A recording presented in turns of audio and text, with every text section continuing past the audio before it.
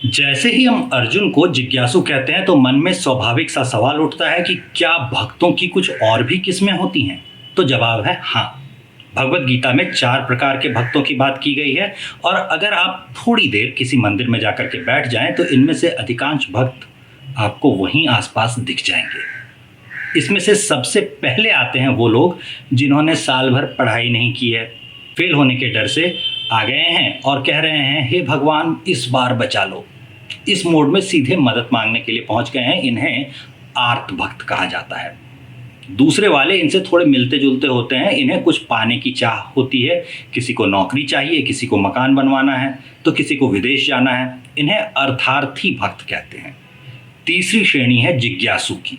ये भक्त जानना चाहता है कि सृष्टि कैसे चल रही है, माया क्या है। और अगर आप कहीं सचमुच मंदिर में बैठकर मेरी बात मानकर ये ढूंढने लग गए हैं कि गीता के अनुसार भक्त कितने प्रकार के होते हैं तो बधाई हो, इस तीसरी श्रेणी के भक्त में आप स्वयं भी आ गए हैं। चौथे वाले होते हैं ज्ञानी भक्त। ये ईश्वर के वास्तविक स्वरूप को समझ चुके होते हैं। इनके पास भक्ति के अलावा अब कोई दूसरा विकल्प ही नहीं बचा होता है। ऐसे भक्तों के मंदिर में दिखने की संभावना थोड़ी कम होती है, लेकिन अगर कभी मिल जाएं तो इनके पैर पकड़ लीजिएगा।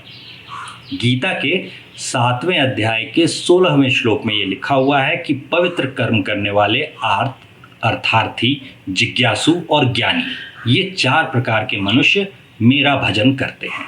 अगर पौराणिक संदर्भों से समझें तो कोई विकराल समस्या आने पर जब कोई और रास्ता न बचे तो द्युत सभा में पुकारती हुई द्रौपदी जैसी आत्मा जो है वो आर्त भक्त है। अपनी भौतिक इच्छा या युद्ध जीतने के लिए नारायणी सेना मांगने आया हुआ दुर्योधन अर्थार्थी है। कुरुक्षेत्र के मैदान में श्री कृष्ण से ज्ञान मांग रहे अर्जुन जिज्ञासु हैं। और जो ईश्वर को पूर्ण रूप से जान चुके हैं, ऐसे महात्मा विदुर या उद्धव जैसे जो भक्त हैं वो ज्ञानी होते हैं। अपनी भगवत गीता की प्रति उठाइए और स्वयं पढ़कर देख लीजिए, भक्तों के प्रकार भी मिल जाएंगे। अपने प्रश्न या सुझाव कमेंट्स में ज़रूर छोड़ दीजिएगा। मिलते हैं अगली कड़ी में, तब तक के लिए आज्ञा दीजिए।